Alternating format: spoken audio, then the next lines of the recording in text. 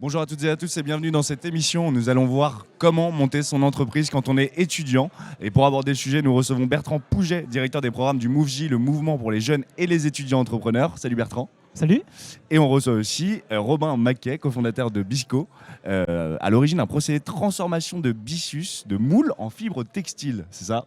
C'est exactement ça. Salut. Ouais. Salut, ça va? Ça va, merci. Robin, du coup, tu peux nous expliquer c'est quoi ce projet avec Bisco, comment tu t'es lancé et concrètement comment ça marche? Ok, alors Bisco, c'est une société qui vise à accélérer la transition environnementale des matériaux. Donc, pour faire simple, on a deux activités. On a une activité bureau d'études, où on fait du conseil dans la transition environnementale des matériaux, et une activité production, où on produit des structures textiles en byssus de moule à destination des industriels. Voilà. Et alors du coup, comment tu t'es lancé? Comment tu as décidé de te lancer là-dedans? En fait, je pense que entreprendre, pour moi, c'était comme une évidence très jeune. Donc, je savais que je voulais monter une entreprise, je ne savais pas forcément encore de quoi. Et j'ai fait mon école d'ingénieur en alternance dans une écurie de course au large. Donc, pour faire le lien avec l'ingénierie, j'ai commencé par dresser le bilan carbone du bateau. Ensuite, ce bilan carbone a ressorti que les matières premières qu'on utilise à la fabrication du bateau sont les plus émissives en CO2. Et à partir de là, j'ai étudié les matériaux qui permettent de fabriquer le bateau, et donc 70% en masse de matériaux fibreux. Donc j'ai commencé à chercher des matériaux fibreux naturels. J'ai commencé à étudier un petit peu la soie d'araignée. Et comme je suis originaire de la baie du Mont-Saint-Michel, les étés, je travaillais sur les pieux de bouchot, où on cultivait les moules. Et donc, je connaissais cette fibre de byssus, la fibre qui permet aux moules de s'accrocher sur les rochers. Et du coup, j'ai fait un stage à l'étranger qui m'a permis de récolter mes premiers lots de byssus, de le laver, et puis ensuite de le transformer en matériaux textiles dans le cadre d'un stage d'initiation à la recherche. Comment tu as réussi à concilier ta vie, ton projet entrepreneurial et ta vie d'étudiant? Eh bien, j'ai intégré le Pépite. Donc, j'ai fait d'abord le programme Émergence. Donc là, j'étais en deuxième année d'école d'ingénieur. Non, j'étais même en dernière année d'école d'ingénieur. Donc, c'était 2 heures tous les mois à peu près de formation entrepreneuriale. Et puis, une fois que j'ai été diplômé de mon école d'ingénieur, j'ai fait le programme Starter, qui a un accompagnement beaucoup plus soutenu. Et donc, pendant 1 an, j'ai formulé le projet. Donc, comme j'ai fait mon école d'ingénieur en alternance, j'avais le droit au chômage. Et donc, pendant 1 an, j'ai formulé le projet jusqu'à la création de l'entreprise, accompagné par le programme Starter et aussi Atlampol, la technopole de Nantes. Et par le MoveJ, justement, Bertrand, comment tu accompagnes ces entrepreneurs étudiants? Alors, on les accompagne par du mentorat. Donc, un entrepreneur expérimenté qui, durant une durée déterminée, ensemble et des démarrages, donc accompagne entrepreneurs ou débutants en faisant face à des enjeux majeurs. Donc, Robin rentre dans ces critères. Le mentor est vraiment cette personne qui a déjà vécu les choses, qui est passé par là, donc qui comprend ce que vit et les interrogations qu'a le jeune entrepreneur. Et donc, à partir de là, il va pouvoir partager son expérience, il va pouvoir questionner son mentoré ou ses mentorés pour les aider à prendre du recul et à voir autrement, voir plus loin. Justement, toi, c'était qui est ton mentor et c'était quoi les grandes questions que tu lui as posées? Alors, mon mentor, c'est Bastien, c'est le patron d'une société qui s'appelle Jiminy. Ouais.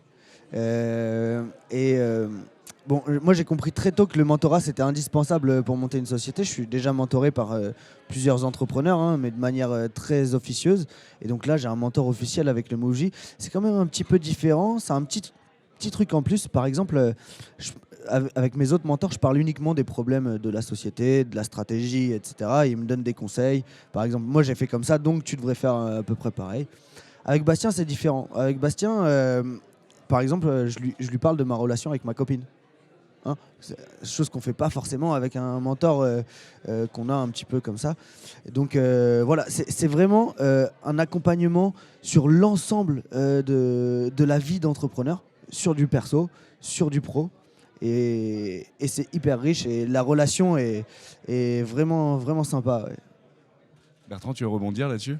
Oui, effectivement, Robin a mis le doigt sur ce qui est vraiment le mentorat du MoveJ, c'est-à-dire que c'est un accompagnement sur l'humain, sur la personne, dans son entièreté. Et effectivement, avec son mentor, on va aborder absolument tous les sujets, y compris les sujets très personnels, parce que lui aussi le comprend.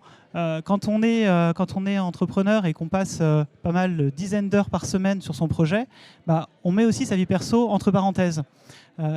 et ce n'est qu'après qu'on va peut-être retrouver un certain équilibre. Et le mentor va être là pour lui dire attention, conserve ce temps d'échange, conserve ces temps de repos, conserve ces temps de partage avec ta famille.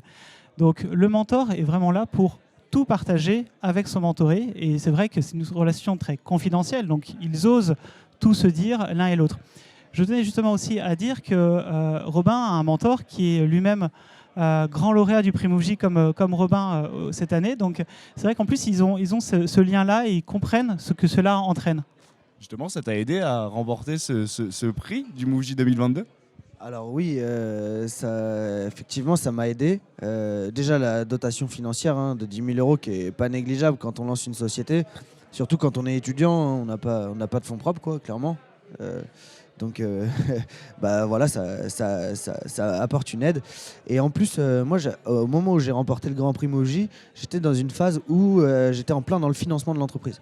Ok, donc il y avait les banques qui disaient ok, moi je vais mettre 70 000 €, Airbus qui disait ok, nous on va mettre 15 000, il y avait voilà, enfin tout le monde disait on va mettre tant, mais il se passait rien. Vraiment, on était en train de construire le financement autour de l'entreprise, mais voilà, j'avais pas de virement. Et puis, je suis rentré de Paris, du bel endroit où on était. Comment ça, la cérémonie s'est déroulée au Grand Rex, effectivement, ouais. à Paris. Je suis rentré du Grand Rex à Nantes avec mon Grand Prix Mouv'J. Ça a mis tout le monde d'accord. Le mois qui a suivi, j'ai tous les virements qui sont tombés sur le compte bancaire. On a bouclé le financement de l'entreprise. Grâce à ça. Ouais. C'est ça aussi le Mouv'J. Au-delà du mentorat, c'est aussi un accompagnement pour développer son entreprise, trouver les bons financements, trouver les réponses que les entrepreneurs étudiants se posent. C'est ça, Bertrand ?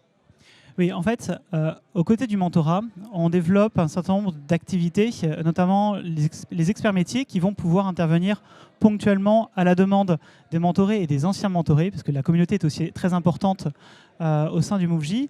Et donc, ces experts métiers vont pouvoir répondre à des sujets techniques opérationnels sur des champs, justement, qui ne concernent pas le mentor. Et donc, en plus de cette expertise technique et du mentorat, Robin donc, a eu le Grand Prix Mouv'J. Et donc, en tant que grand lauréat, il est ambassadeur du prix Mouv'J pendant 1 an.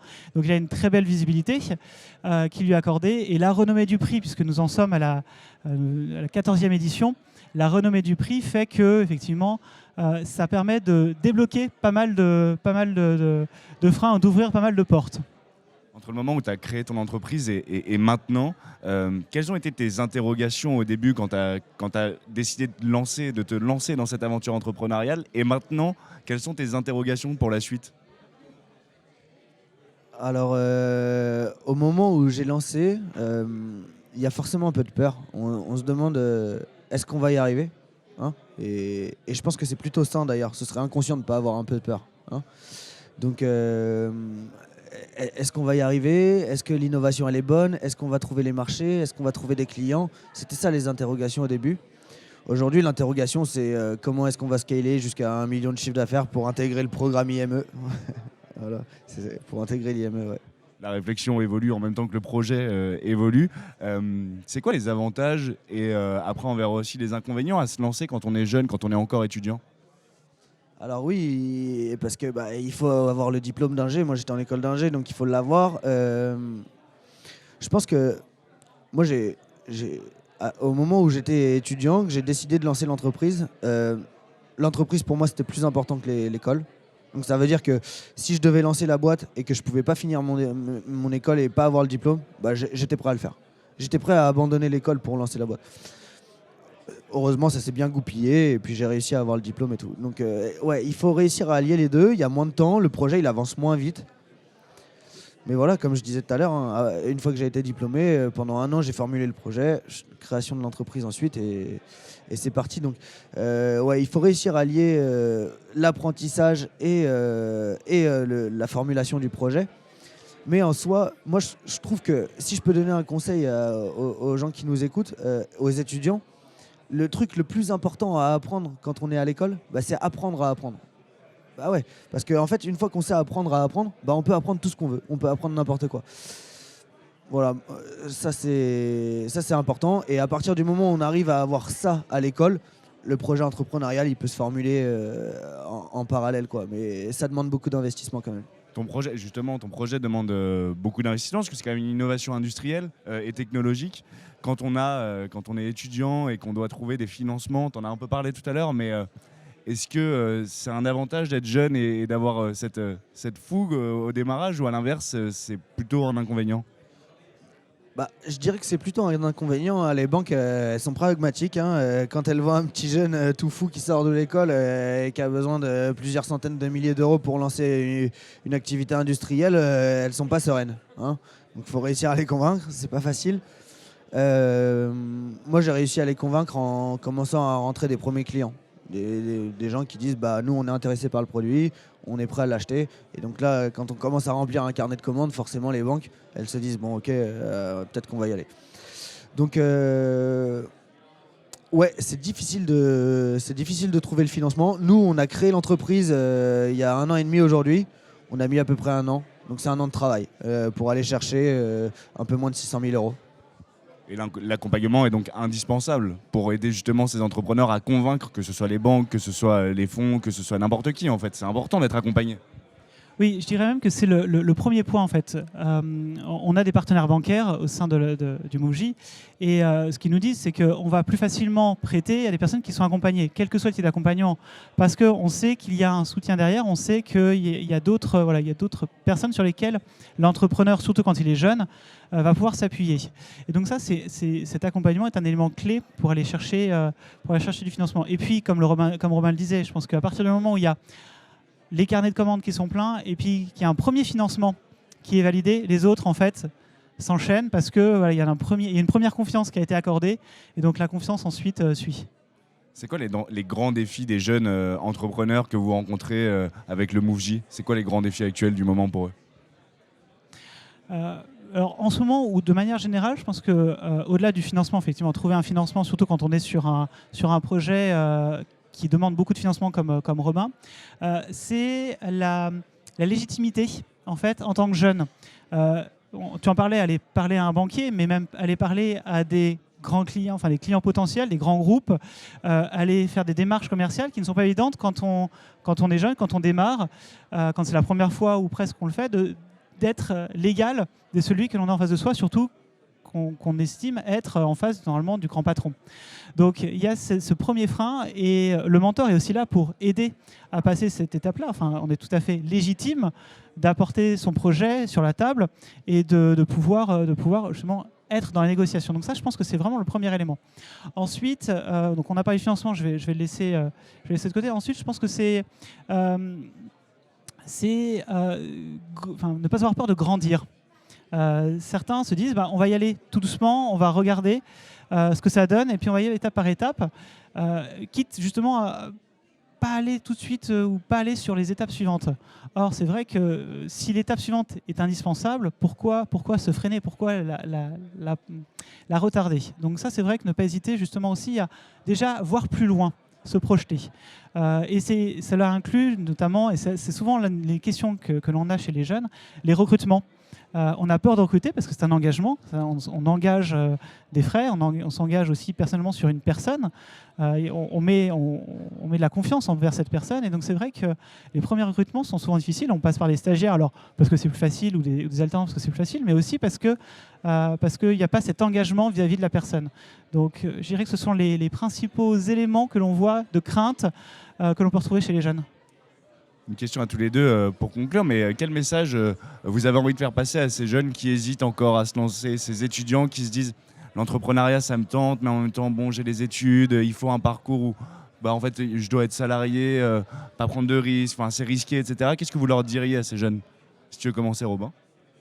Moi je dirais que pour compléter un peu le discours de Bertrand, je dirais qu'il faut être prêt à une évolution intellectuelle majeure. Moi, je suis passé de apprenti ingénieur à manager, négocier des contrats avec des chefs d'entreprise aguerris, des gens qui ont plus de 50 ans, parfois. Et quand on est étudiant, apprenti ingénieur, on n'est pas encore cette personne.